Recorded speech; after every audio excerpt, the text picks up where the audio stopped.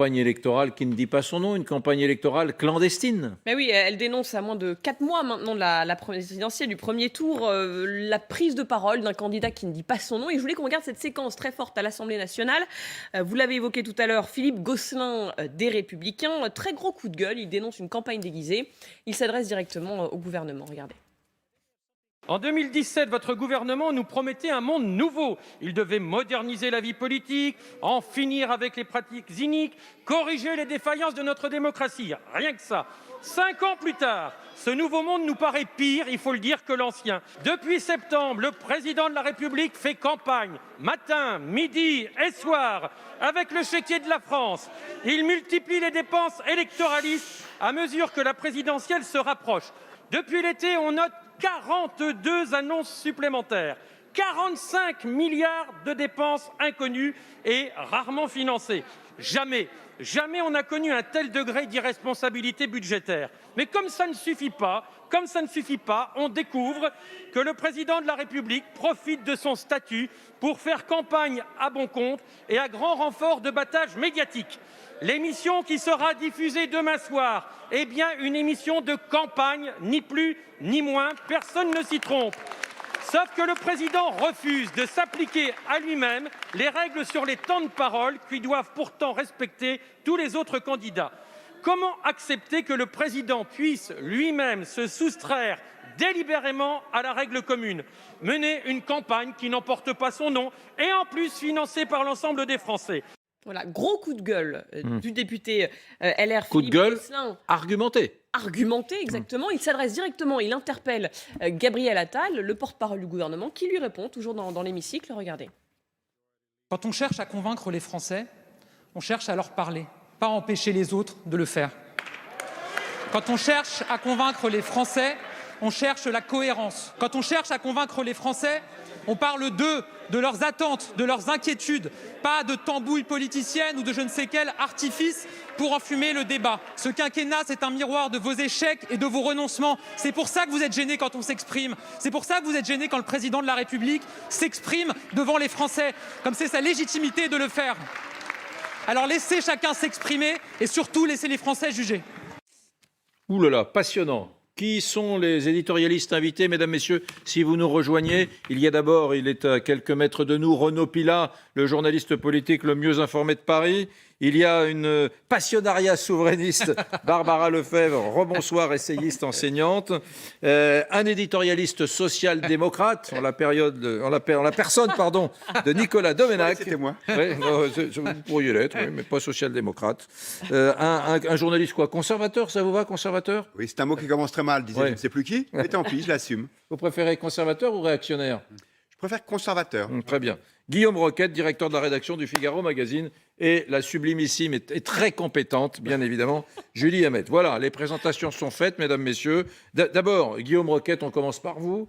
Cette accusation argumentée quand même du député Gosselin à l'endroit du gouvernement de Macron et de Attal, elle vous semble solide, légitime? Évidemment qu'elle est solide. C'est vrai que le président de la République a sorti le chéquier et désormais, il a aussi sorti le ministère de la Parole. C'était jeudi dernier. Il y a eu une conférence de presse qui a duré des plombes sur l'Europe. Comme on n'en avait pas suffisamment, le voilà qui revient. En fait, parce qu'il en a besoin. Et je pense que, objectivement, c'est pas choquant que le président de la République utilise la position qui est la sienne pour intervenir dans le débat public. Légalement, je crois que les règles qui prévalent dans les campagnes électorales ne sont pas encore en place et que ça commencera le 1er janvier prochain. Mais de toute façon, si ça peut rassurer M. Gosselin, je ne pense pas que ce soit forcément la longueur du temps de parole du président de la République qui soit déterminante. Ce qui est déterminant, c'est sa capacité à dire des choses fortes, à dire des choses... 2 heures demain, 2 heures d'interview. 2 heures d'interview demain. Et on attend beaucoup de choses parce que le dernier épisode, jeudi dernier... Objectivement, si vous en avez retenu autre chose qu'une nouvelle pièce de 2 €, je vous félicite. C'était pas passionnant, à tel point que c'est un peu l'oral de rattrapage demain. Souvenez-vous, 3 interventions en pratiquement un mois. C'était le 9 novembre, la fameuse intervention pendant les journaux de 20 heures. Elle dure 27 minutes. Il parle 6 minutes de la crise sanitaire et 21 minutes de son bilan. l'Europe. 2030. Hein, oui, bon, voilà. Et justement, le CSA s'est exprimé sur cette allocution du 9 novembre parce qu'il avait été saisi. Et il vient de rendre un rapport, un avis, disant que les 3/4 de l'allocution qui devait, soi-disant, nous parler des nouvelles mesures du Covid, mais qui en réalité nous a parlé du bilan, étaient aux 3/4 qui ne concernaient pas les questions Sanitaires. du rôle régalien Ouais. et qu'elles auraient dû être à décompter. Néanmoins, rien ne sera décompté avant le 1er janvier, puisque la Alors, légalité, c'est le 1er janvier. Donc vous nous dites bien Donc que le CSA, moralement, il voilà, a été pris les c'est doigts dans légal. le pot de confiture. C'est légal, mais c'est pas très fair-play. Alors justement, Renaud Pilat, vous souhaitez réagir sur cette question. Pourquoi est-ce qu'il décide, Emmanuel Macron, de s'exprimer à nouveau, là, maintenant, à quelques semaines du 1er janvier? Alors, 3 petits points rapides. Déjà, sur les réactions d'opposition, c'est un grand classique. Hein. Elles sont dans leur rôle. Après, je peux me tromper, mais honnêtement, j'ai l'impression que les Français ne vont pas choisir leur vote dans 4 ou 5 mois sur cette question. Ça passe totalement à côté de leurs préoccupations. Et en politique, dans une campagne présidentielle, il y a une chose qui compte, le candidat ou la candidate, sa personnalité, et le fond, encore le fond. Il faut avancer des propositions qui font tourner le débat autour de vous, et les gens tendent l'oreille. Alors franchement, les questions de savoir s'il parle, il parle pas, quand est-ce qu'il parle, il parle pas, franchement, on n'en parle pas sur les marchés. Deuxième point, pourquoi il parle maintenant? C'est parce que Emmanuel Macron veut qu'on parle de lui pendant les fêtes. On adore la politique, les Français. À Noël et au réveillon, on parle politique, pas que ça, hein, c'est un moment festif. Mais on parle souvent politique. Mais il ne faut pas qu'on parle de tous les candidats, sauf de lui. Et donc demain, il veut imprégner les conversations au moment des fêtes où commence à se cristalliser un petit peu un vote. Et puis troisièmement, qu'est-ce qu'il peut dire demain soir? Alors, je ne sais pas, on verra. Mais il me semble qu'il y a un point très important, au-delà de défendre son bilan, c'est défendre son bilan de soi. Lui, Emmanuel Macron, sa personnalité, ses maladresses, sa façon de parler aux Français. Qui est-il vraiment? Ça fait 4 ans et demi qu'on dit qu'il y a un mystère Macron. Est-ce que demain soir, il va parler de sa personnalité, faire des mea culpa? À mon avis, ça peut être intéressant. On suivra ça bien sûr attentivement. En tout cas, ça continue à faire beaucoup réagir. Alors, on a vu cette séquence très forte entre Gabriel Attal et Philippe Gosselin à l'Assemblée nationale. Mais dans les médias, globalement, aujourd'hui, on va écouter Marine Le Pen, Éric Ciotti sur notre antenne ce matin. Voilà, il le dit, c'est une campagne déguisée. Il faut absolument une clarification. Regardez. J'ai le sentiment que Emmanuel Macron, plus que n'importe quel autre président, profite sans aucun complexe des pouvoirs qui sont ceux du président de la République. Et c'est un trait de caractère qui, je crois, sera jugé assez durement par les Français. Donc que le président de la République soit candidat, évidemment, il en a la liberté, mais je crois que l'honnêteté minimum serait de le dire. C'est pas un événement politique, c'est un événement de campagne. Et j'en attends une clarification, parce que ce qui se passe est totalement ahurissant. Aujourd'hui, Emmanuel Macron utilise les institutions, que ce soit au plan européen ou au plan national, pour mener une campagne qui n'en porte pas le nom.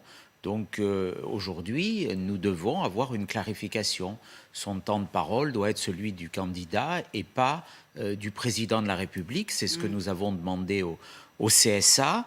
Voilà, donc réaction à droite qui demande une clarification, mais pas seulement, à gauche aussi. Regardez ce tweet de Yannick Jadot. Le débat républicain mérite mieux que 2 heures d'une interview du président candidat sur TF1 et les autres candidats renvoyés au rôle de commentateurs. La mascarade doit cesser. Nicolas Doménac, est-ce que c'est pas un peu propre à la Ve République?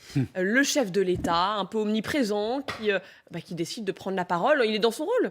Oui, c'est assez amusant d'ailleurs de voir les mêmes, hein, de droite, à commencer par Éric Ciotti, M. Gosselin et Mme Pécresse, qui était porte-parole de Nicolas Sarkozy autrefois, et qui expliquait qu'il était normal que M. Sarkozy s'exprime.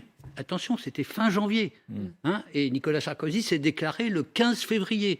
Et donc elle disait, mais nous sommes au travail, voilà, et qu'est-ce qu'il fait Nicolas Sarkozy? Il défend les Français, donc c'est tout à fait normal. Et la même, aujourd'hui, vient nous dire, parce qu'elle est candidate, c'est un scandale. On verra cette donc séquence. là, il y a quand même toujours un rapport à la parole politique Nicolas, qui est insupportable. J'entends ce que vous dites. Non, mais Sauf je que... sais pas si c'était Non, j'entends votre argument. Sauf que on peut aussi considérer que le temps passe et qu'il y a des choses qui étaient supportables il y a 10 ans. Sarkozy, c'est 2011. Hein. Vous l'avez beaucoup combattu, mais oui. c'est il y a 10 ans. Vous avez raison. Et donc mais... le temps passe, il y a des trucs qu'on acceptait il y a 10 ans. Mais il n'est pas mauvais d'avoir de la mémoire en politique non plus. Mais cela étant, je considère que maintenant qu'on connaît les principaux candidats, le président aurait tout intérêt, effectivement, pour le débat démocratique et sa qualité, à dire qu'il y va, et puis voilà, puis c'est comme ça, quoi, que les choses soient très claires. Et c'est bon pour lui aussi, parce que souvenez-vous, puisque vous vous en souvenez, que Nicolas Sarkozy avait dit « Je me suis déclaré beaucoup trop tard. Il m'a manqué au moins une semaine dans ma campagne. » Et là, l'élection est beaucoup plus tôt qu'au temps de Sarkozy, donc il a intérêt à ne pas s'y prendre trop tard. Autre chose, Nicolas, quand on revoit la diatribe du député LR Gosselin contre Macron, contre son gouvernement, contre son action politique, contre Gabriel Attal qui est dans l'hémicycle aujourd'hui, il n'y a pas que ce côté vrai, faux candidat. Il y a aussi, vous dépensez l'argent du contribuable français pour votre campagne. Il a fait des comptes, il dit voilà, ces derniers mois, c'est plusieurs dizaines de milliards, 42 milliards que vous dépensez à des fins électorales. Voilà, l'accusation, à mon avis, elle est là. Et ça, pardon, Ça, c'est un vrai sujet. C'est le vrai sujet. Et ça rejoint deux choses. D'abord, ça rejoint le cramer la caisse de Valérie Pécresse. Et ça me fait penser, vous parliez de Sarkozy, ça me fait penser à Mayotte. À la fin du quinquennat Sarkozy, pour des raisons, j'imagine, politiques, décide de départementaliser Mayotte. C'est une concession comme ça, sympa, pour passer peut-être pour un président un peu de gauche, quoi. Non, pas vrai, c'est des petites concessions qu'on fait à la fin. Tout à fait. Et justement, dans l'interview du 29 janvier de Sarkozy, Nicolas Sarkozy, à ce moment-là, il prend une mesure. C'est la mesure de la TVA sociale. Oui. Il annonce ça. Ouais. La question, c'est demain, est-ce que Emmanuel Macron annonce une mesure? Parce que peut-être que le président de la République, en cours de mandat, a une mesure à nous annoncer. Mais apparemment, de ce qu'on en comprend, c'est plus de 2 heures de bilan et d'introspection sous le feu des projecteurs pour nous expliquer qui il est, qu'on l'ait mal compris, etc. Il n'annonce aucune mesure demain. On verra. ouais. On verra. Sur cette question, Apparemment, il en annoncerait sur cette pas. question des petits cadeaux, alors ça, du coup, il faudrait arrêter les petits cadeaux des gros cadeaux. des 6 derniers mois ou des gros cadeaux avec l'argent du contribuable. Puisque vous êtes très soucieux de la rigueur budgétaire, et vraiment, vous avez raison, je pense qu'il faut faire pareil pour tous les candidats. C'est pour ça aussi, parce que qu'est-ce qu'ils font danser l'anse du panier, dans tous les projets qui nous sont soumis, y compris Mme Pécresse, je veux dire, parce qu'il ne faut pas nous raconter n'importe quoi. Alors, je veux dire, effectivement, c'est pour ça aussi que je suis pour qu'on aille dans le débat maintenant, qui se déclare d'ailleurs très doucement, le 31, dans ses vœux aux Français, et qui disent, bien sûr, je serai candidat. Ouais, alors c'est ce que pense effectivement Valérie Pécresse, très remontée contre cette interview. Voilà ce qu'elle dit. Aujourd'hui, on ne peut pas avoir un président candidat qui se fait ouvrir les chaînes de télévision à la demande et qui, pendant des heures, fait sa campagne, alors que même ses adversaires, eux, doivent se contenter de pauvres duplex, en gros, pour lui répondre. Vous aviez... Oui, alors attendez. Juste une chose. Donc, repassez la phrase de Valérie Pécresse, s'il vous plaît, la régie. Ça, c'est intéressant. Parce que là, qui se fait ouvrir les chaînes de télévision à la demande et qui, pendant des heures, fait sa campagne, d'accord, mais enfin, on oublie qu'il y a eu quand même 4 débats télévisés pendant des heures des Républicains, ici même. C'est ce que lui partout. répond d'ailleurs l'exécutif. Mais regardez, parce que c'est ce que vous évoquez, c'est un petit peu ironique, parce que Nicolas Sarkozy, en 2012, effectivement, long entretien du président à l'époque, sur 8 chaînes diffusées simultanément. Ça, attendez. Ça, c'est donc en 2012. 29 janvier 2012. Pour sa réélection ratée. Voilà. Le deuxième mandat qui n'a pas eu lieu. Exactement. Et regardez, on est au mois de janvier, là. 29 janvier 2012. 29 janvier 2012. Je suis là en tant que chef de l'État pour rendre des comptes aux Français, leur expliquer où nous en sommes, ce qu'il convient de faire, les perspectives qui sont les nôtres, les atouts qui sont les nôtres, et aussi les décisions que nous devons prendre. Que je n'ai pas, pour l'instant, annoncé quoi que ce soit, ni sur ma candidature, ni sur les meetings. Ce qui est très important, c'est de comprendre où la France se trouve. Voilà.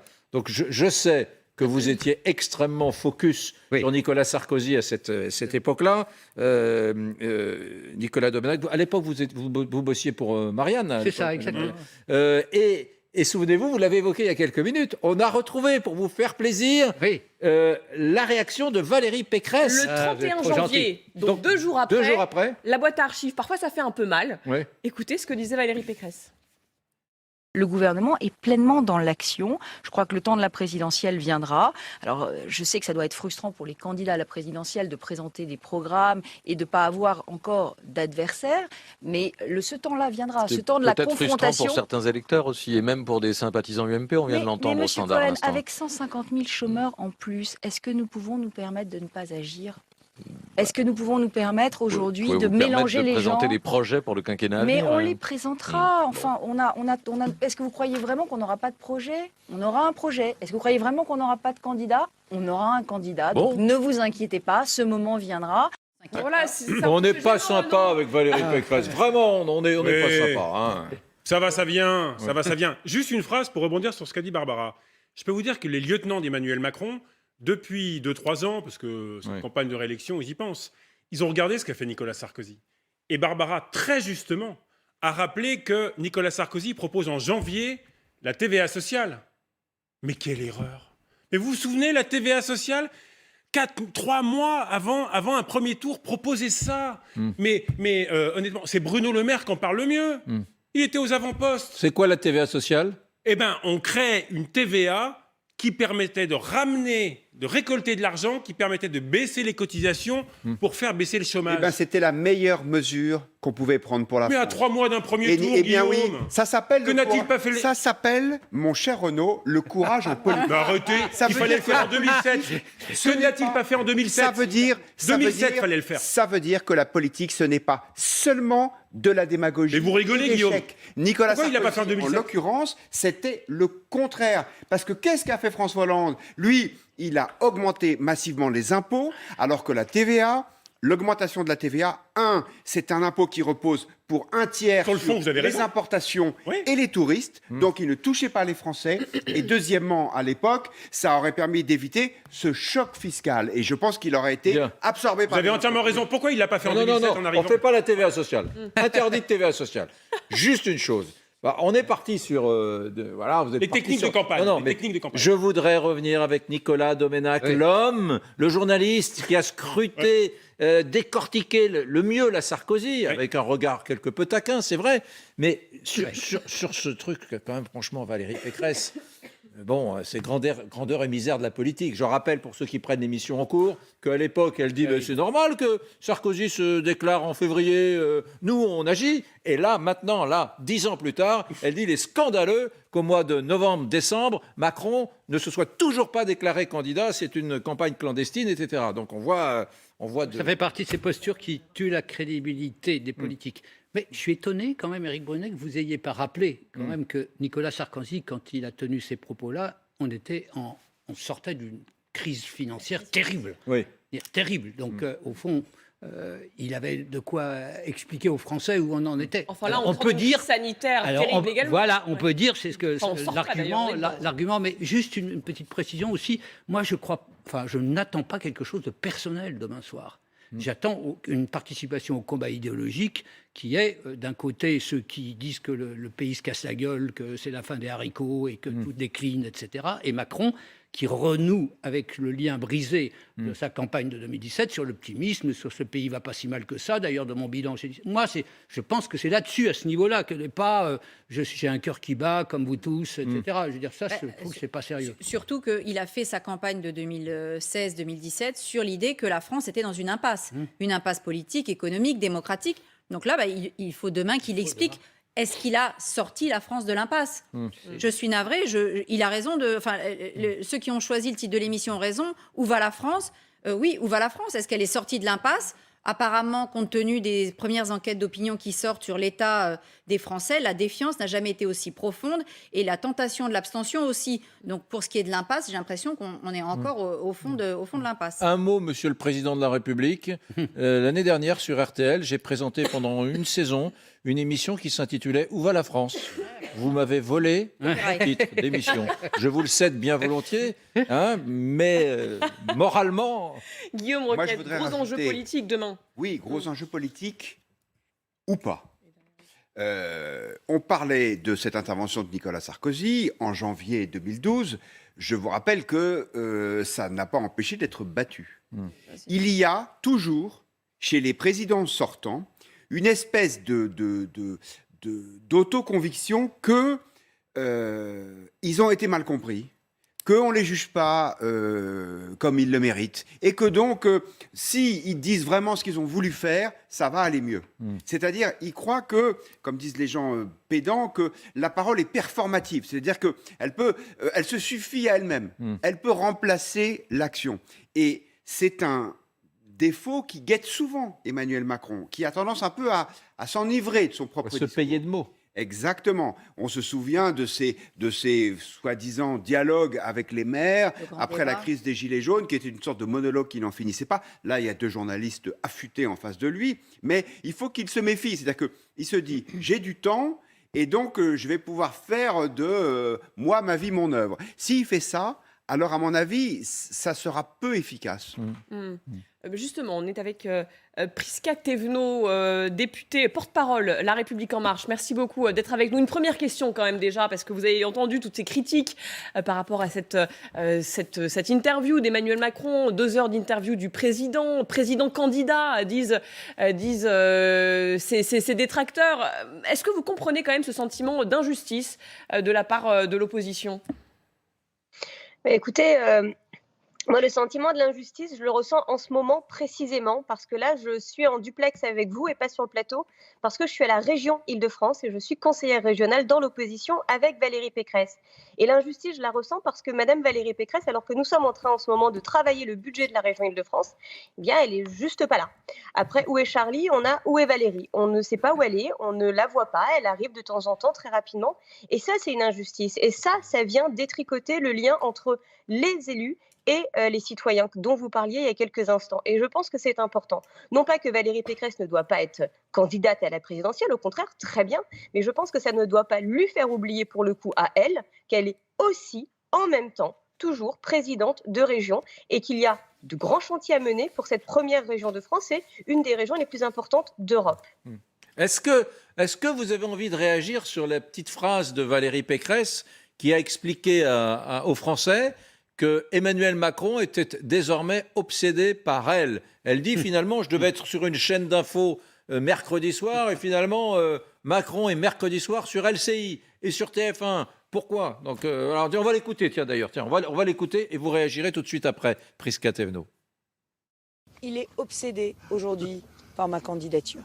Obsédé. D'ailleurs, il vient d'enregistrer une émission télévisée hier sur son bilan. Il la diffuse comme par hasard mercredi parce que je devais faire 2 heures de face aux Français. Donc mercredi, à ma place, il parle.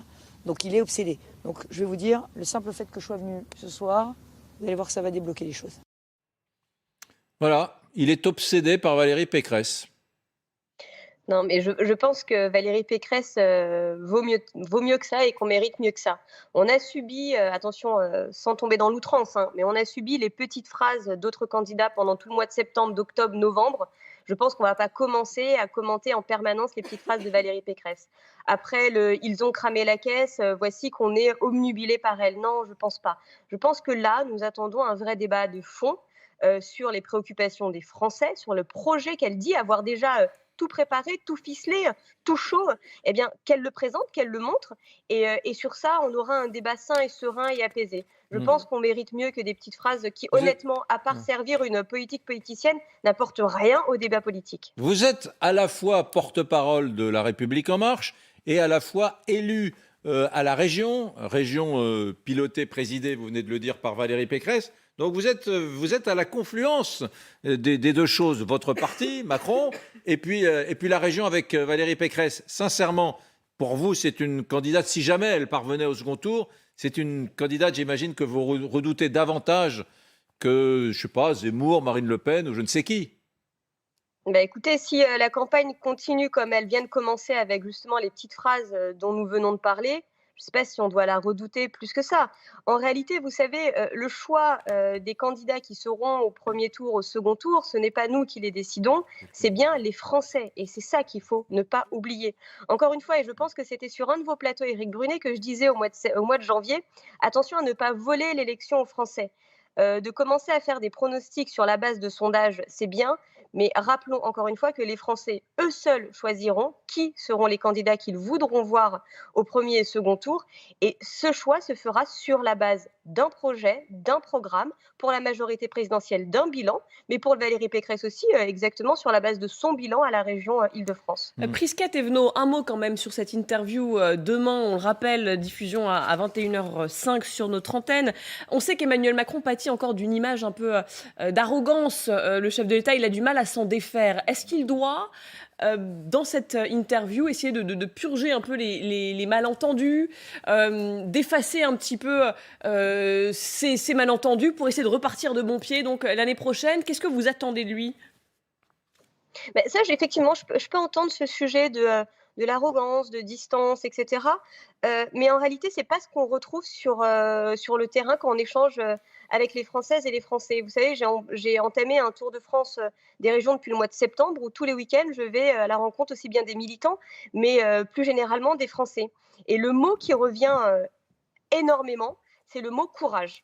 Ils reconnaissent au président de la République d'avoir été courageux parce qu'il a mis en place les mesures qu'il avait annoncé vouloir mettre en place en 2016, mais qu'il a également tenu la barre, tenu le cap en pleine crise sanitaire, et il continue à le faire. Et ça, les Français le reconnaissent énormément. C'est pas du tout le mot arrogance qui revient.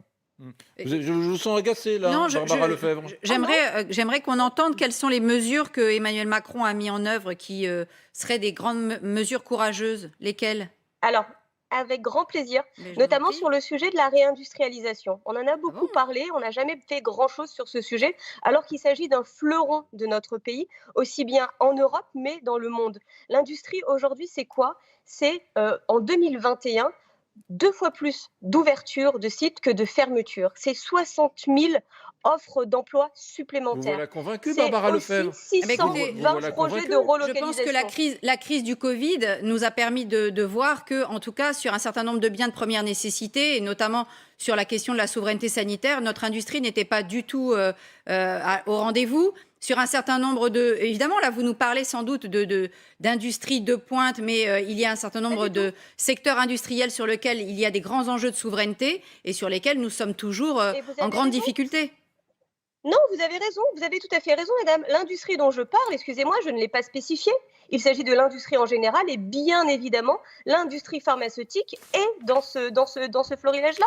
Et d'ailleurs, c'est Agnès Pannier-Runacher qui l'avait annoncé dès l'année dernière en disant « La crise sanitaire nous a aussi, avec humilité mais responsabilité, permis d'ouvrir les yeux sur un certain nombre de choses, notamment sur le fait que sur les 11 premiers médicaments dont nous servons en France, nous étions dépendants de l'étranger. » Donc ce sont bien des mesures de réindustrialisation qui sont toutes récentes et qui sont à peine amorcées, mais qui ne sont absolument pas, qui ne datent pas du début du quinquennat.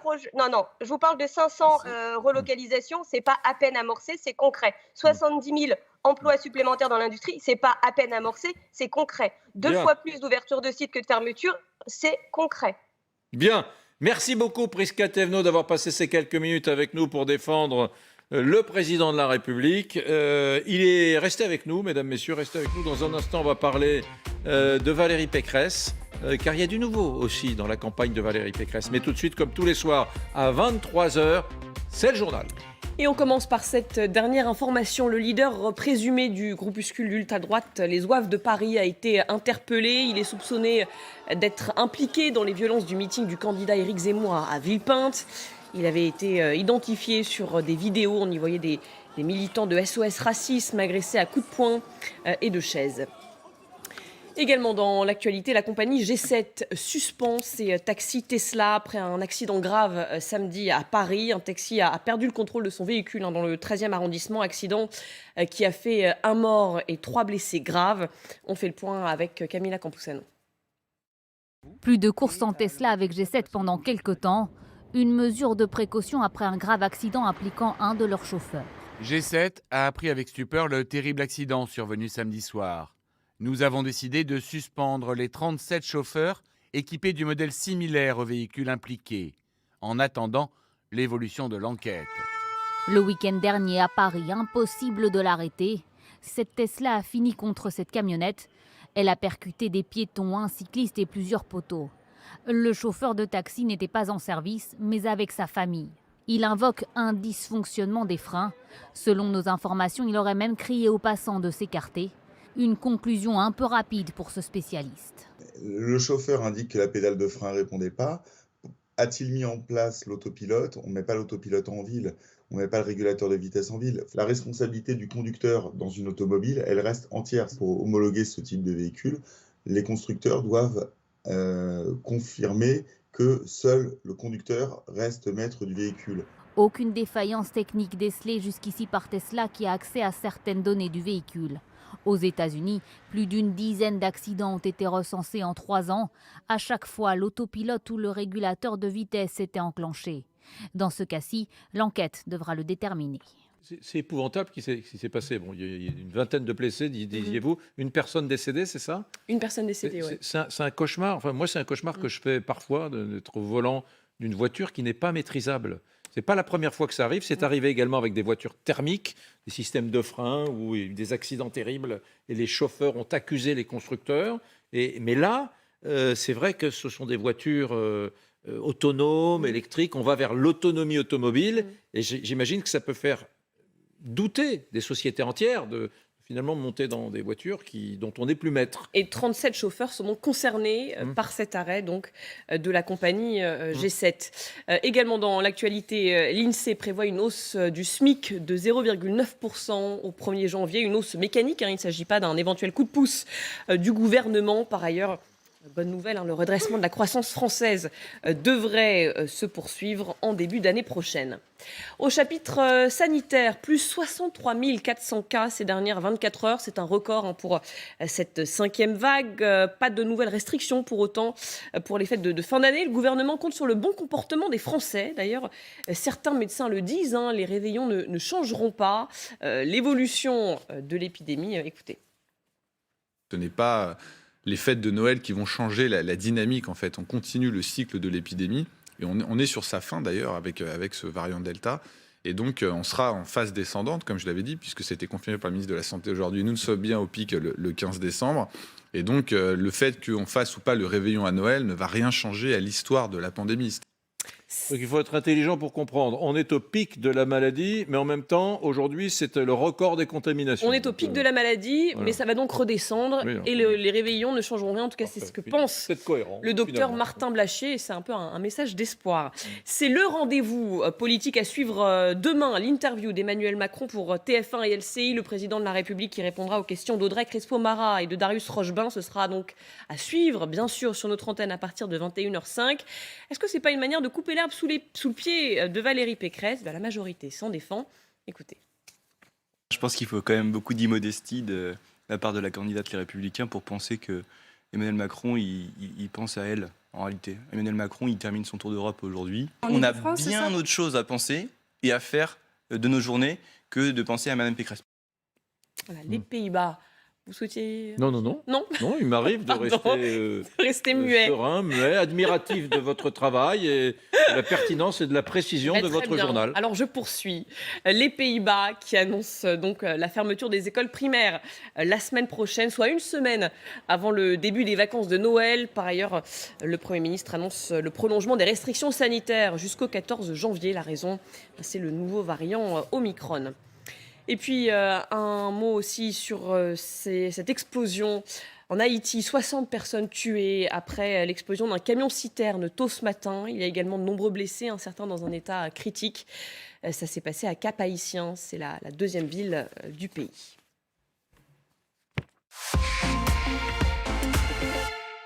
Et nous allons parler de Valérie Pécresse parce que, franchement, la gauche mérite qu'on la scrute. Mais ce qui se passe à droite depuis quelques jours est passionnant. Le match se jouait jusqu'à présent entre Éric Zemmour et Marine Le Pen, pardonnez-moi. Et là, il semblerait que Valérie Pécresse soit en train de faire main basse sur la droite française. Mais oui, on se pose la question, est-ce qu'elle n'est pas en train finalement de réussir un petit peu son pari, celui de rassembler son parti? On a longtemps parlé de ces deux droites irréconciliables. Finalement, on a plutôt l'impression que tout le monde se range un petit peu derrière elle depuis quelques jours. Dernier sondage Ipsos qui est sorti aujourd'hui pour le journal Le Point. 82% d'opinion favorable auprès des sympathisants Les Républicains, une augmentation de 25 points depuis le dernier sondage, ce qui fait dire à Valérie Pécresse que ça y est, la droite est de retour. On l'écoute à nouveau, Valérie Pécresse, c'était à la Maison de la Mutualité.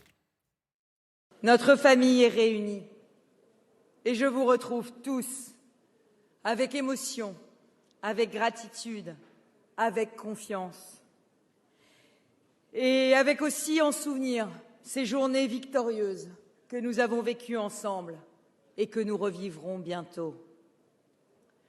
J'ai une bonne nouvelle. La droite est de retour. Oui, franchement, qui aurait dit il y a 3 semaines, alors que vous veniez chaque semaine dans cette émission, mon cher Guillaume Roquette, qui aurait dit que celle qui, le temps, peut-être quelques semaines, hein, on n'est pas des pitis ou des prophètes, mais que ce serait elle qui incarnerait la droite. Parce que là, c'est ça qui est en train de se jouer. Elle est en train d'incarner un espoir à droite, peut-être davantage encore qu'Éric Zemmour ou que Marine Le Pen. En tout cas, différemment qu'Éric Zemmour. Parce que Valérie Pécresse est la première à réussir ce qu'on appelle à la chasse le coup du roi. C'est-à-dire vous réussissez, paf, paf, avec deux oiseaux avec le même fusil. Un, elle se qualifie pour le second tour dans les sondages, mais Marine Le Pen aussi.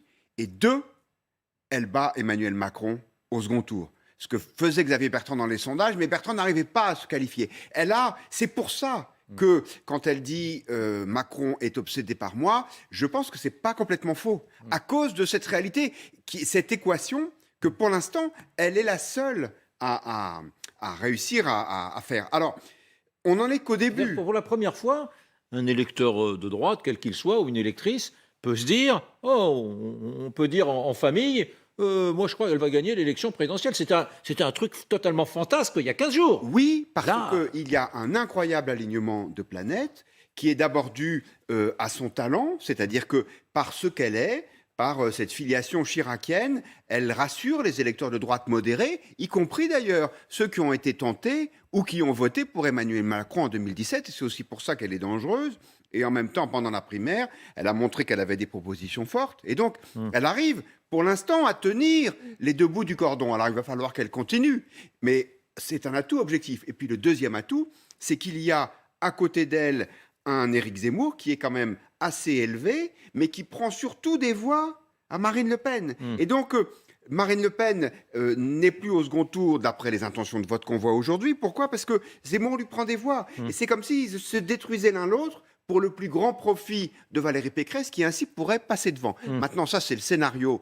Le 15 décembre, l'élection, c'est pas tout de suite encore. Donc, ça peut rebondir. Vous êtes séduit, Nicolas Domenech, par Valérie Pécresse ? Je voudrais pas troubler cette pamoison, vraiment, alors qui est d'ailleurs celle du Figaro depuis une semaine, dire qu'il a parlé de résurrection, dire qu'il fait un édito quasiment tous les jours pour dire comme c'est génial. Je veux pas troubler ça, c'est tellement bon de les voir heureux comme ça, de retrouver une droite. Enfin, en même temps, attendez, c'est pas la droite. Arrêtez, vous avez dit deux choses différentes.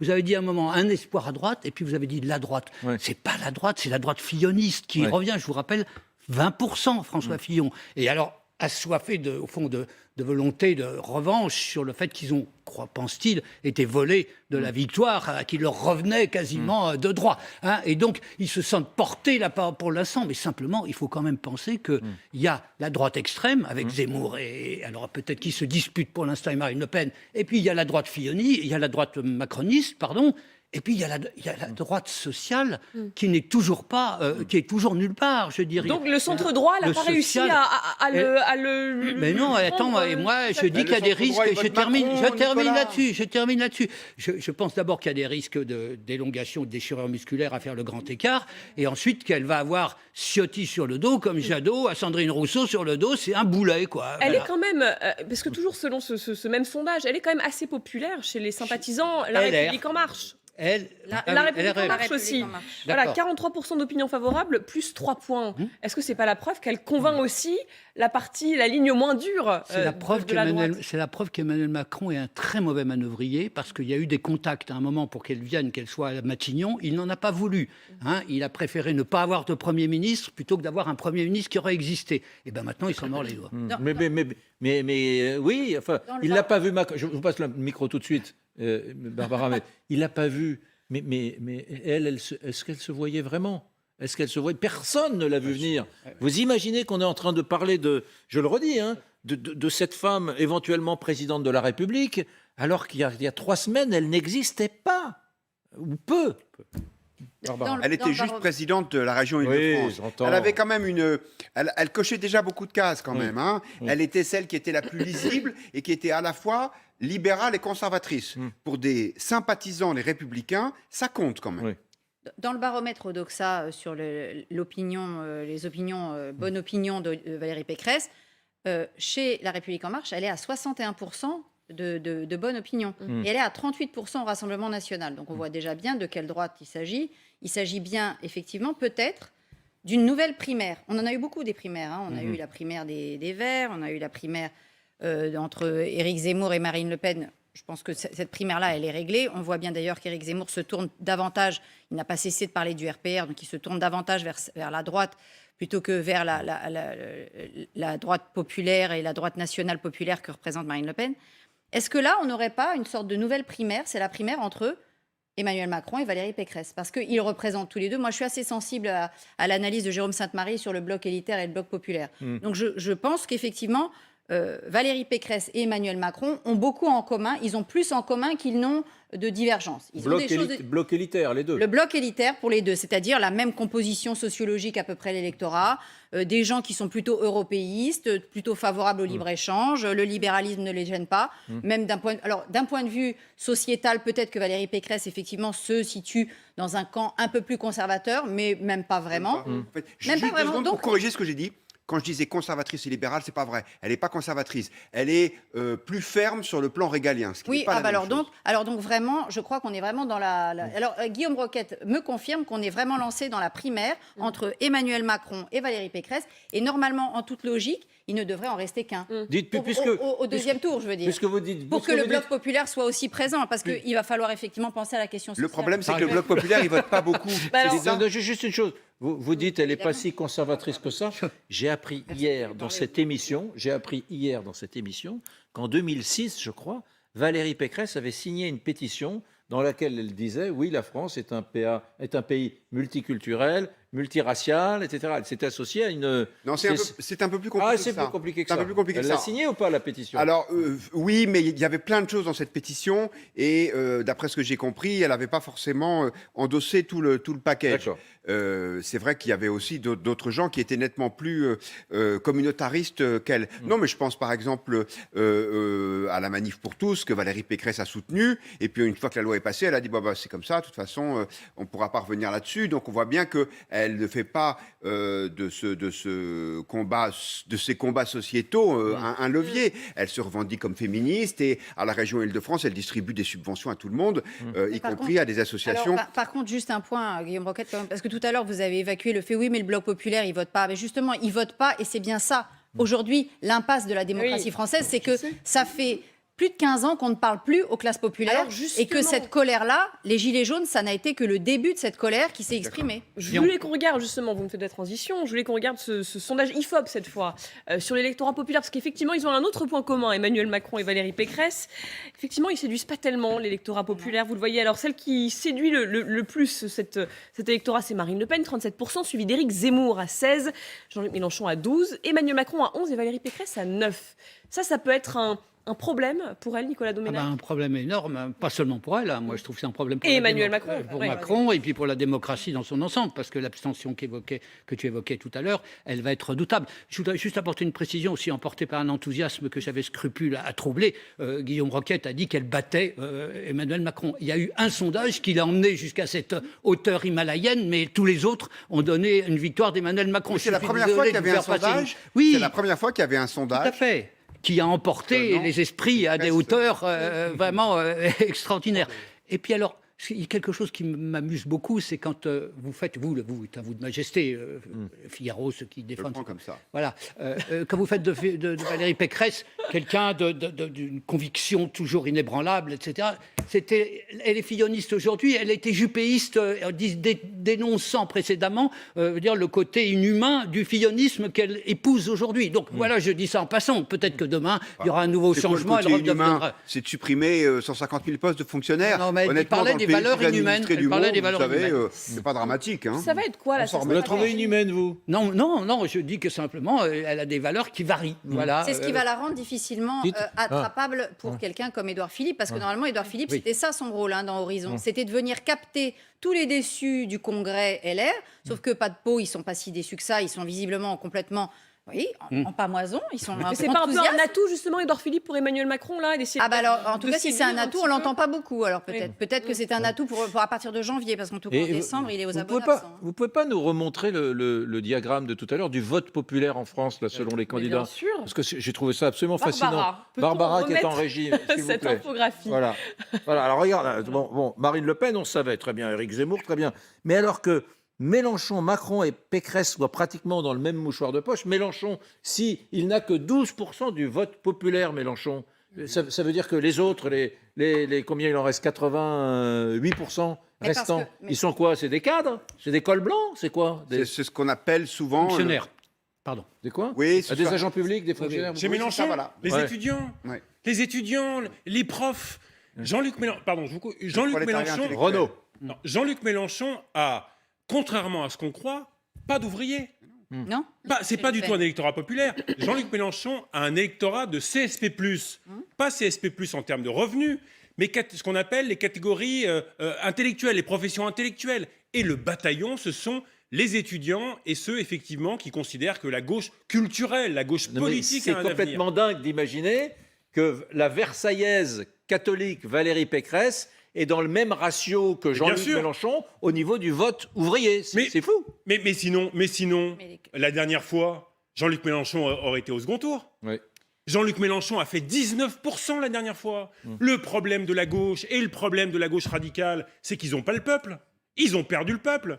Notamment, ils ne parlent pas de régalien. Quand vous ne savez pas parler de sécurité, de flux migratoires avec leurs mots, ils ne sont pas obligés de parler comme la droite. Mais lorsque vous évacuez toute une série de sujets des quotidiens des Français, eh bien, vous n'avez pas le vote populaire. Dernier mot, ce qui est très intéressant, c'est de voir à quel point la droite française, je crois, ne pourra pas revenir au pouvoir ou ne pourra pas revenir facilement au pouvoir. On dit le contraire depuis 10 minutes ici, alors. Non, mais Avancez vos arguments. non, mais attendez, et je suis obligé de dire comme vous? Non Le débat est libre chez vous, Éric Brunet. Avancez vos arguments. Bon, la droite française ne pourra pas revenir facilement au pouvoir, en tout cas ça sera difficile, si elle ne reconquiert pas les jeunes. Enfin, les jeunes, il n'y a plus un jeune qui vote à droite. Ah, si, Ceux qui sont très à droite, ils votent Zemmour. Il y a beaucoup de Ils gens votent qui Zemmour, Zemmour. c'est vrai. Et Ou Marine Le Pen. Ou Marine Le Pen. Je Selon reviens aux Fox, catégories c'est Le Pen. populaires. Les non-bacheliers, les bac plus 2, bac plus 1, bac plus 2, ils votent Marine Le Pen. Mais la droite LR, elle a perdu toute la jeunesse. Et les actifs, les jeunes actifs, les catégories populaires, c'est-à-dire les 18-30 ans, employés, petits employés, ouvriers, ils sont captés par Marine Le Pen. Et Marine LePen, elle a tenu jusque-là à l'offensive Zemmour grâce à ces catégories populaires. Et comment on explique justement- ça quand même? mais 37% justement, pour Marine parce Le que Pen. Elle a cette- fait des mesures pour le pouvoir d'achat aussi. Mais ces derniers temps. cette catégorie des employés, des ouvriers, parce qu'il en reste des ouvriers malgré la réindustrialisation massive de Madame Oui. Thévenot. On parle des ouvriers Les comme artisans, oui. Les artisans, les petits commerçants, ça fait pas moins de plus de 50% des actifs. Donc, il faudrait Absolument. peut-être quand même arrêter de s'imaginer que le monde, la France entière est peuplée de cols blancs. C'est 50% des actifs. Et ces actifs-là, contrairement à ce que pense Éric Zemmour, ils ne sont absolument pas obnubilés par l'immigration, la civilisation, etc. Ils sont obnubilés par le déclassement. Par le déclassement et notamment aussi par la rupture complète de l'ascenseur social que leur permettait, ou en tout cas dans les souvenirs, que permettait l'école, que permettait l'école républicaine. Là-dessus, sur l'école républicaine, Marine Le Pen n'a pas beaucoup de propositions, elle en a même quasiment pas. Mais elle propose des choses sur cette question du déclassement. Et c'est ce déclassement qui parle à ces gens-là. Normalement, Jean-Luc Mélenchon, en 2017, il parlait à ces catégories-là, il leur parlait de la situation de déclassement, il leur promettait quelque chose en 2017. Il a frôlé les 20%, il était à 17%. Bon, là, depuis 2017-2018, il ne parle plus du tout de déclassement, il parle de créolisation, d'autres choses. Bon, donc il a perdu cet électorat-là. Cet électorat, personne ne lui parle. Est-ce que Emmanuel Macron, est-ce que Valérie Pécresse, est-ce que Anne Hidalgo, Yannick Jadot parlent des questions de déclassement? Emmanuel Macron est assez fort chez les ouvriers. Barbara, vous le savez très bien. Et le vote ouvrier se départage entre Marine Le Pen et Emmanuel Macron. Parce qu'Emmanuel Macron, il a protégé les ouvriers pendant la crise du Covid. Alors et là- le quoi qu'il en coûte, regardez toutes les enquêtes. Regardez le sondage, là. Le quoi qu'il en coûte, ça ne veut pas dire la lutte réelle contre le déclassement et en particulier l'anticipation de voir ses enfants connaître une situation encore plus difficile que la sienne. Là-dessus, vous alors avez que raison. déjà, Il y a elle est encore beaucoup de difficile. travail, mais Ah bah oui. globalement, Il y a beaucoup de boulot. J'ai une idée à vous soumettre. On vote à main levée. Est-ce qu'enfin, dans une émission politique du soir, vous êtes d'accord pour qu'on parle d'un sujet alors qu'on a totalement oublié, la gauche française. Ah, Vous êtes d'accord? Bah, évidemment. On en parle quand même régulièrement, Ok, Eric. d'accord. Doménac, Très important. vous levez la Très main. important. Demain. Très Et vous voulez Ah, s'il le faut. S'il le faut. Bon, nous allons donc, mesdames, messieurs, tenez-vous bien, calez-vous dans vos fauteuils. Nous allons parler d'un truc qu'on n'évoque plus tellement de nos jours, la gauche française. Vous êtes dur, on l'évoque quand même assez régulièrement dans cette émission, Oui. Eric. On est des rebelles. Ah, on est des punks, voilà. Parce qu'il y a toujours cette petite musique qui résonne, celle d'une entrée en campagne dans la course présidentielle de Christiane Taubira. Christiane Taubira, ancienne garde des Sceaux, qui... Voilà, vous voyez ce titre de l'Express, son plan secret en vue de la présidentielle. Elle veut écrire une lettre aux Français avant Noël. C'est ce qu'on a appris. Et alors, il y a un sondage très intéressant qui est sorti aussi. Quel candidat capable de rassembler la gauche selon les sympathisants, justement, de gauche?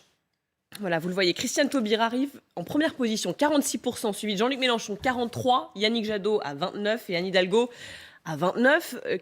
Christiane Taubira, est-ce que c'est le dernier recours de la gauche? Est-ce qu'elle peut effectivement rassembler, être la solution? Et que va-t-elle dire d'ailleurs dans cette lettre? Est-ce qu'elle peut annoncer une candidature? On a des informations là-dessus? Curieux de savoir, de dire, après, que va-t-elle dire Christiane Taubira? Je suis curieux de savoir, que va-t-il dire Nicolas Doménac?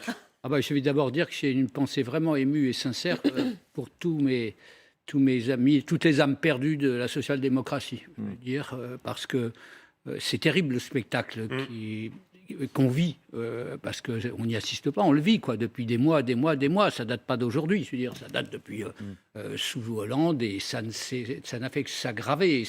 Et la solution Taubira c'est quelque chose d'imaginaire. C'est une candidature iconique, mais qui serait d'ailleurs totalement contre-productive, mais qui ne répond pas, à la crise de la social-démocratie et aux espérances qui sont naufragées à gauche, un peu partout. Donc moi, je crois qu'il faut que la gauche passe son tour et se dise qu'elle a tout fait pour échouer, et qu'elle en tire les conséquences, parce qu'il n'y a pas de salut dans les candidatures qu'on a vues. Il y a des contradictions tellement fortes sur le fond, entre les écologistes, Jean-Luc Mélenchon, la seule nouveauté à gauche, c'est l'écologie, et elle n'a pas réussi à s'imposer, elle n'y parvient toujours pas avec Jadot, qui mène pas une campagne, Flambert Chauvin. Donc il faut voir les choses en face. On est le 15 décembre, tout n'est pas perdu. Je dis ça parce que des gens qui viennent de vous écouter, qui se dirigent vers la boîte de Xanax ou la boîte de Lexomil, les gens de gauche, vous dites 15 décembre, tout est perdu. Non, je pense qu'il est mieux de voir les défaites quand elles sont là pour préparer les victoires de demain. Et que si on s'illusionne avec une candidature de pacotille, parce qu'en plus Taubira, elle a fait une très belle réforme pour le mariage gay avec des discours poétiques formidables, mais en dehors de ça, ça n'existe pas. Quel est son discours social? Quelles sont les mesures sociales dont elle est porteuse? Alors, quand même, et on vous écoute juste dans un instant, mais Olivier Faure a réagi sur la question. Il n'a pas l'air d'écarter complètement cette hypothèse. En tout cas, lui, il a l'air d'y croire un petit peu. On l'écoute. Christiane Taubira, c'est une figure morale de la gauche, incontestablement. Elle est une femme exceptionnelle et je sais que d'une manière ou d'une autre, elle interviendra dans cette élection présidentielle et c'est ce qu'il faut souhaiter, qu'elle puisse donner la mesure de sa vision, de ce qu'elle croit pour la France. Et dans un moment où l'extrême droite est à ce niveau-là, il n'est pas indifférent que la femme qu'elle est, la femme de conviction qu'elle est, puisse afficher son propre regard. De là à dire qu'elle sera candidate à la présidentielle, je n'en sais rien. Et au fond, c'est pas à moi qu'il faut poser la question. Il n'a pas l'air de fermer complètement la porte, Olivier Faure, à cette hypothèse. Attention Guillaume, attention à ce que vous allez dire. Il y a des électeurs de la gauche qui sont complètement paumés, qui sont tristes. Ils vous regardent. Alors si c'est pour casser leurs illusions, les conduire à des extrémités, je vous invite à la prudence. Alors moi je pense d'abord que Anne Hidalgo peut un peu pousser le chauffage de son bureau de la mairie de Paris parce qu'elle va bientôt y retourner. Si le patron du Parti Socialiste dit que Christiane Taubira est une femme exceptionnelle et qu'elle peut jouer un rôle, ça veut dire que les mouches sont en train de changer d'âne. Donc ça c'est le premier point. Ensuite, je ne partage pas du tout l'analyse de Nicolas Doménac disant la social-démocratie est morte. Mais la social-démocratie, c'est quoi? C'est on accepte le système capitaliste et on s'en sert pour redistribuer l'argent. Mais qu'est-ce que fait Emmanuel Macron depuis 1 an et demi? Il ne fait que ça, que de redistribuer de l'argent. Il donne des chèques à tout le monde. Et d'ailleurs... C'est un social-démocrate? C'est un social-démocrate sur le plan économique, oui. Et d'ailleurs, pourquoi est-ce qu'il est si populaire? Il n'y a pas que les gens de droite qui le soutiennent. Pourquoi est-ce que la gauche, toute mouillée, si vous additionnez les intentions de voix de tous les candidats, ça fait moins de 25%? Mais parce que les autres, ils sont chez Macron. et trouvent que c'est bien. Alors, je comprends que ça ce soit un Quoi peu... qu'il en coûte. Oui, le quoi qu'il en coûte, c'est ça. Je veux Mais dire, Guillaume, on n'a pas Guillaume, vu. c'est une blague. Vous croyez que la droite n'aurait pas fait le quoi qu'il en coûte? C'est une blague. Attendez, je vous dis Il y a pas. eu le Covid. Mais mon cher ami, la droite n'a jamais été de droite dans ce pays, donc elle aurait fait la même chose, et elle aurait été aussi keynésienne que Franklin Roosevelt Voilà de et la Emmanuel franchise. Macron. Voilà de la On est d'accord avec ça. La droite n'est pas libérale. Donc ça c'est le premier point. Après, Christiane Taubira, oui, puisque de toute façon, la gauche n'a plus rien à dire d'un point de vue social. Et ben donc elle se réfugie dans cette espèce de mythe de Taubira, effectivement, qui est une poétesse de talent. C'est aussi une femme qui soutient Assa Traoré, qui a dit que finalement le vaccin, c'était peut-être pas si indispensable que ça. Quand on lui a demandé si c'était dans les territoires d'outre-mer, il y avait un manque de vaccination. Donc moi, en termes d'irresponsabilité, je pense qu'on se prépare des moments intéressants si c'est tel. Mais effectivement, et on vous fait réagir juste derrière Renaud, le sondage aussi, le sondage toujours Ipsos cette fois sur le potentiel vote des sympathisants de la gauche, voilà, elle est quand même plutôt bien placée, devant Yannick Jadot, devant Anne Hidalgo, Renaud. Oui, bien sûr, c'est une héroïne de la gauche. De la gauche, ce que j'appelle la gauche culturelle et la gauche politique, pas de la gauche populaire. Christiane Taubira, elle parle pas aux ouvriers, elle parle pas aux petits employés, elle parle pas aux ruraux qui n'arrivent pas à finir leur fin de mois, pas du tout. C'est une héroïne de toutes les mythes de la gauche, les beaux mythes de la gauche, mais pas cette gauche qui peut, me semble-t-il, résoudre les problèmes des Français, notamment les plus pauvres, en 2021. Mais effectivement, lorsqu'on parle de Taubira, tout d'un coup, les yeux brillent à gauche. Mais je vais vous dire un scoop, elle ne sera pas candidate. Allons bon, elle a décidé d'écrire une lettre aux Français avant Noël. Bah oui, mais moi aussi je peux écrire vous pouvez écrire une lettre aux Français, Eric, et vous ne serez pas candidat. Mais quoi, vous avez une information vraiment à nous donner Mais je peux me tromper, Mais enfin bon, on se trompe pas toujours ici, on va pas s'envoyer des fleurs, mais on se trompe pas toujours. Elle sera pas candidate. Elle sera candidate que si Anne Hidalgo raccroche avant les fêtes ou début janvier. Et Anne Hidalgo, elle va être candidate, elle est déterminée, mais déterminée à fond. Et de toute façon, si Anne Hidalgo renoncer à être candidate, ça ne sera pas maintenant. Ça serait début février, fin janvier, en disant « j'ai tout tenté, si elle est à 4-5, elle se parera des draps de l'Union et je fais don de ma personne à Yannick Jadot, à la gauche ». Mais ça sera trop tard pour Christiane Taubira. Donc je peux vous dire, la route, elle est bloquée. Elle est bloquée, la route pour Taubira. Évitez d'utiliser, quand vous parlez d'Anne Hidalgo, les formules du maréchal Pétain, si vous voulez bien, parce que je fais don de mon corps à la France. Ah oui, non, mais il n'y a pas que le maréchal Pétain. Plus sérieusement, la route est bloquée. La route est bloquée pour Christiane Taubira. 2002. Par Hidalgo. On l'a raconté il y a 10 jours ici. On l'a raconté il y a 10 jours, les coulisses. Ça a été oublié dans le bilan assez sévère qu'a dressé à l'instant Guillaume Roquette. En 2002, 2,3. Voilà, elle s'est présentée à la présidentielle. 2,3 au premier tour. Oui, mais à l'époque, à l'époque, la gauche existait. Oui. Il y avait un parti socialiste, il y avait Lionel Jospin, Premier ministre, et d'ailleurs, elle n'a pas forcément été non plus celle qui l'a complètement fait chuter. Lionel Jospin a su très bien se débrouiller tout seul, lui aussi, pour se flinguer. C'est un peu comme François Fillon.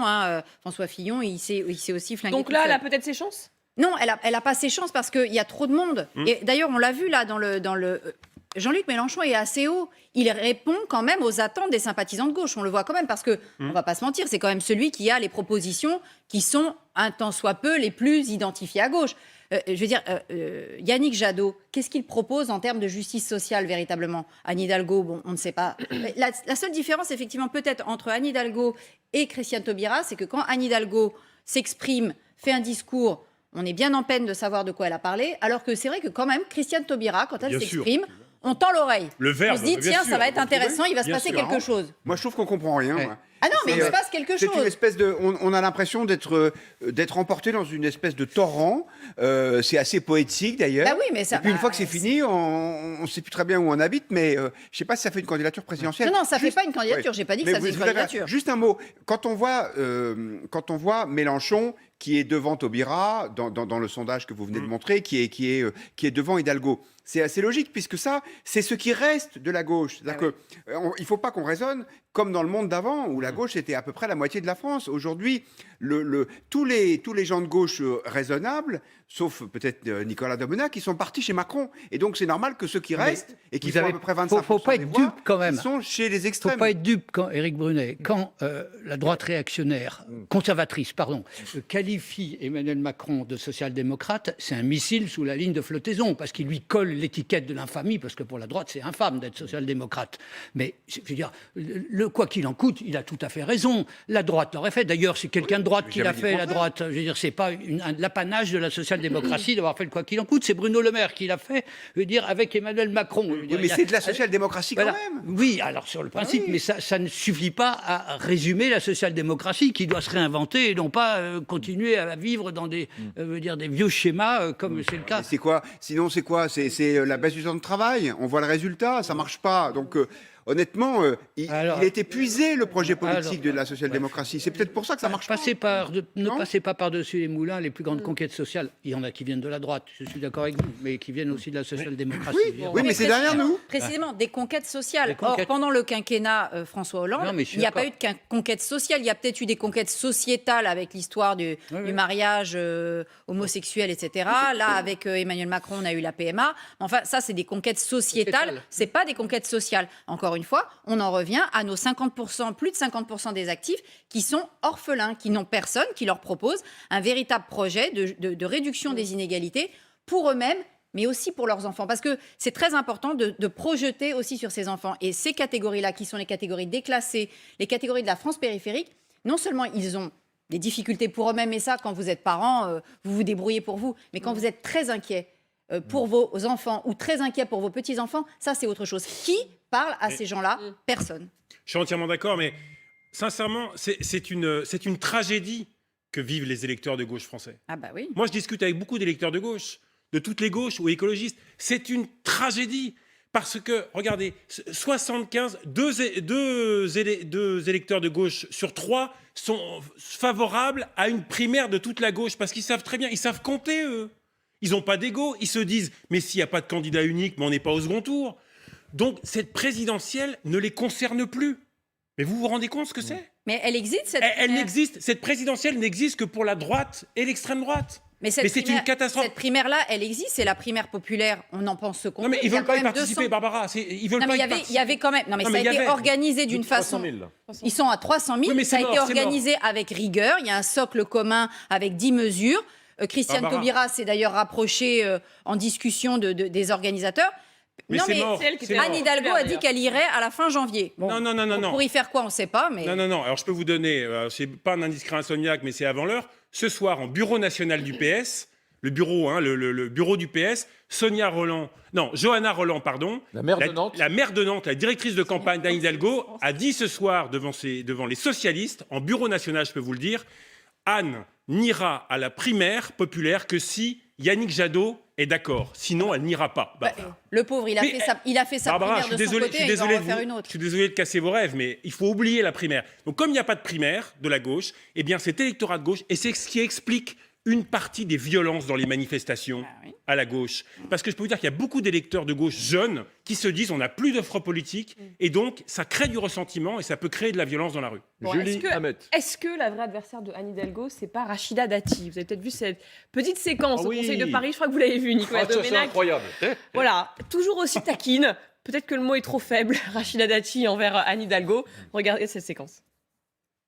Les interventions de Madame Dati, et je propose d'ailleurs que ceux qui prennent en compte la séance pour en faire le compte-rendu, comme cela se fait à la séance. Voilà, Rachida Dati qui perturbe Anne Hidalgo, et c'est pas la première fois. Autre séquence, c'était le 17 novembre dernier, regardez. Entretien des chaussées, des trottoirs, on a vu le résultat. L'adaptation face à l'urgence climatique et aussi avec la ville du quart d'heure. C'est aussi bien sûr améliorer les conditions de travail et de l'État nous tourne le dos. Alors face à ce désengagement, à son manque de soutien quant à nos investissements pour permettre aux habitants de vivre dans une ville plus verte, nous nous enrichissons et nous remboursons aussi notre dette climatique. Et nous remboursons cette dette climatique. faut arrêter le crack. Elle est déchaînée. Non, mais- C'est du harcèlement. Non, mais- Du harcèlement. D'ailleurs, elle s'en est expliquée. Il y a eu un petit son de Rachida Dati que nous avons, où elle s'en explique. Écoutez, mesdames, messieurs, Rachida Dati. Personne n'est dupe. Vous êtes à 4%, abonné à 4%, et vous n'irez pas plus loin. Devant la faiblesse de votre candidature, le Conseil de Paris devient une tribune de votre campagne électorale désespérée et désespérante. Voilà. Ça ne doit pas être simple d'avoir Rachida Dati Non. face à soi tous les Ça jours. peut être très agréable. Dans l'extrait qu'on a vu, le précédent extrait, c'est Anne Hidalgo qui avait décidé de laisser le micro de Rachida Dati ouvert. Elle avait demandé à ce qu'on laisse le micro de Rachida Dati en disant ce serait bien que tout le monde entende parce que Madame Dati passe son temps à faire des petites remarques qui sont souvent très drôles et très à propos. Donc il y a un petit jeu entre elles aussi, hein, mais ce jeu-là, à mon avis, c'est Rachida Dati qui risque de gagner sur Anne Hidalgo. Juste un tout petit rappel pour finir, parce que c'était le début. Taubira, quand même, il faut se rappeler qu'elle a voté la confiance à Édouard Balladur dans le passé. Elle a tout un parcours. Elle a été avec Tapie sur la même ligne pour flinguer Rocard à un moment. Je ne vous parle pas de l'histoire avec Jospin où effectivement elle n'a pas été la seule à flinguer. Elle vient de refuser de prendre position. Partira pas en week-end avec. Non, mais elle vient de refuser Christiane de prendre Taubira. position clairement sur le vaccin, alors qu'en Guyane, je veux dire 30% de vaccination, je veux dire c'est une tragédie. Je trouve incroyable, ça montre la décrépitude d'où on en est la social-démocratie pour penser à promouvoir comme candidat de la gauche ce personnage poétique. Moi, j'aime bien ses poésies. Mais comme candidate politique, c'est une catastrophe. Que dira-t-elle dans cette lettre adressée aux Français avant Noël? Joyeux On Noël, suivra ça, bien sûr. Joyeux Noël, peut-être. Joyeux Noël, oui. Vous pensez On suivra ça avec attention. Allez, il est 23h38 précisément. C'est le rendez-vous incontournable de vos soirées. C'est les Indiscrets Insomniaques avec Renaud Pila. Et on parle, Renaud, des enjeux de sécurité autour de la campagne d'Éric Zemmour, avec une arrestation ce soir. Oui, une information importante que l'on a appris ce soir, c'est l'arrestation de, alors je regarde, son nom est compliqué, Marc Carqueret de Valmenier, qui est le leader du groupuscule d'ultra-droite, les Zouaves Paris. Vous vous souvenez, on a parlé des Zouaves Paris après le meeting de Villepinte, parce que les Zouaves Paris, ces individus en noir qu'on a vu entrer dans le meeting d'Éric Zemmour à Villepinte, alors ça c'est tout autre chose, hein. C'est l'agression d'Éric Zemmour lorsqu'il est arrivé près de la scène. Mais moi, je parle des images, des violences qu'il y a eu au fond de la salle à Villepinte. Eh bien, ces violences, plusieurs médias ont reconnu sur les vidéos de ces violences, voilà, eh bien, cet individu, moins de 30 ans, qui est le leader présumé des Zouaves Paris, groupuscule d'extrême droite, quelqu'un qui est bien connu des milieux de l'ultra-droite, qui est un champion de kickboxing, d'arts martiaux, qui a été régulièrement dans les Balkans, en Ukraine, pour faire des combats de kickboxing. Il a également des liens, effectivement, avec des militants nationalistes dans les Balkans.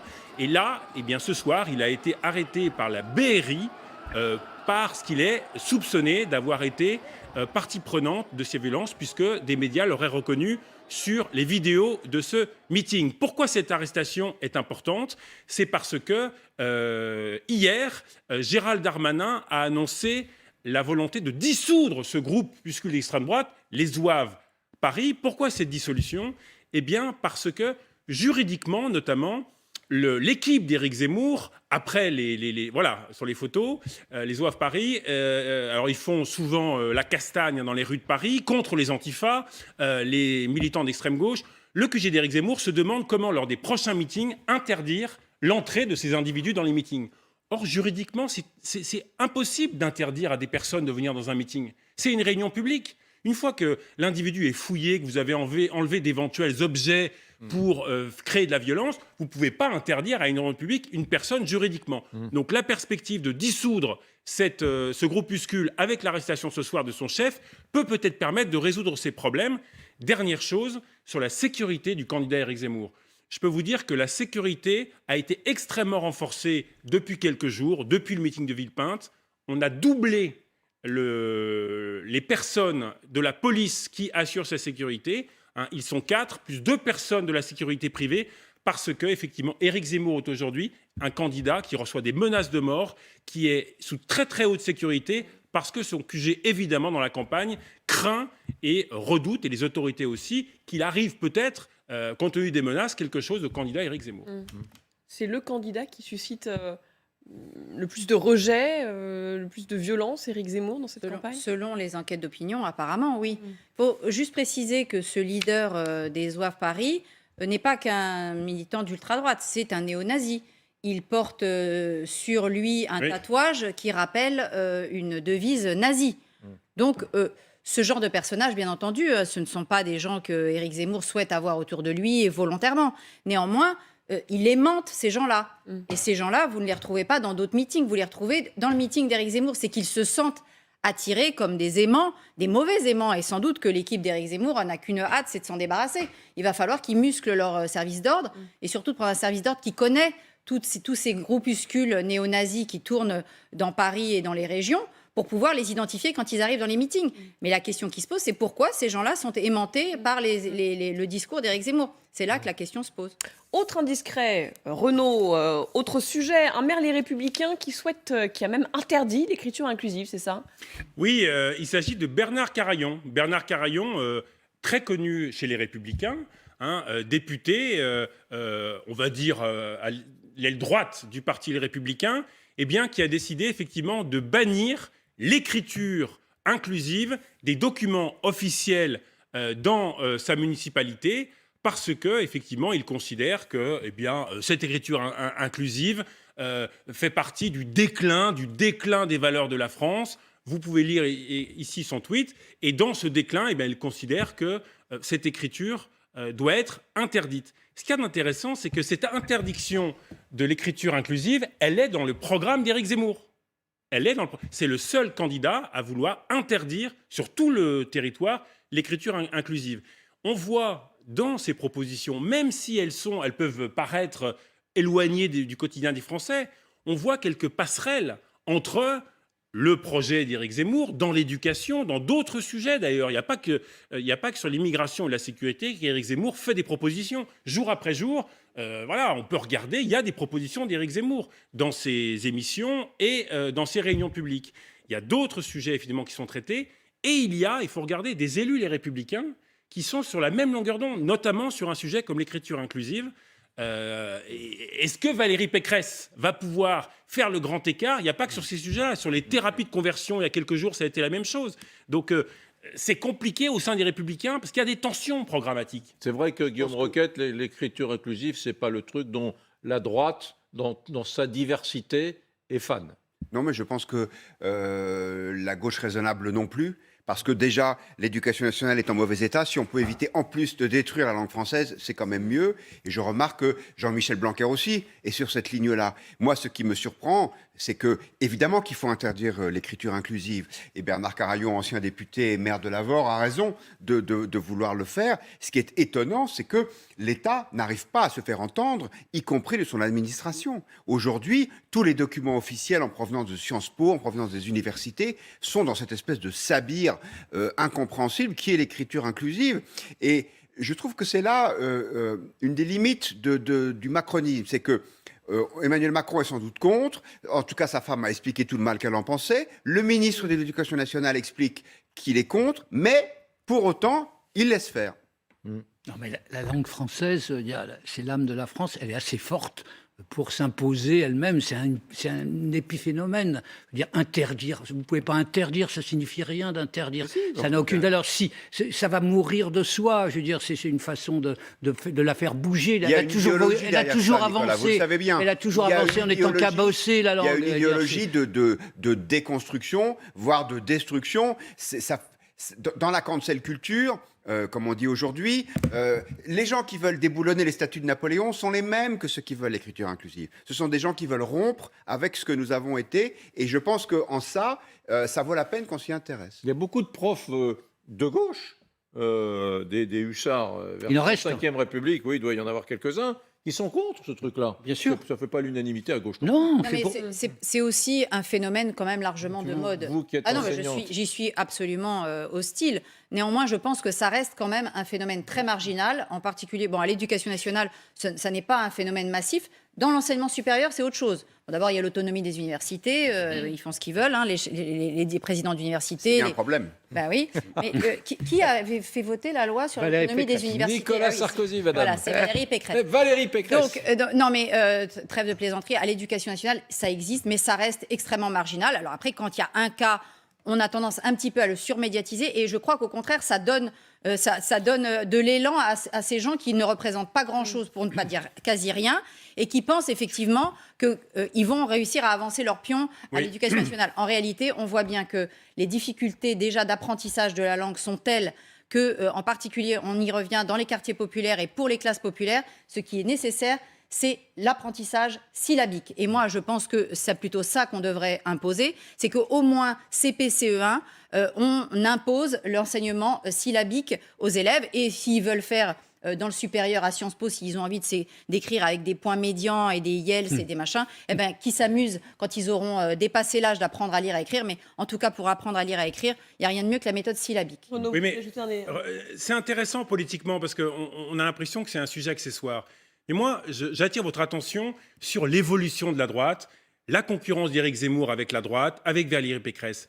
La différence, Bernard Carayon, c'est un ancien parlementaire, mais qui, encore une fois, représente vraiment ce qu'est la droite. Je parle sous le contrôle de Guillaume Roquette, il connaît très bien la droite. C'est quelqu'un qui est connu, mais qui a des positions effectivement assez à droite, très à droite. Il pourrait peut-être soutenir Éric Zemmour.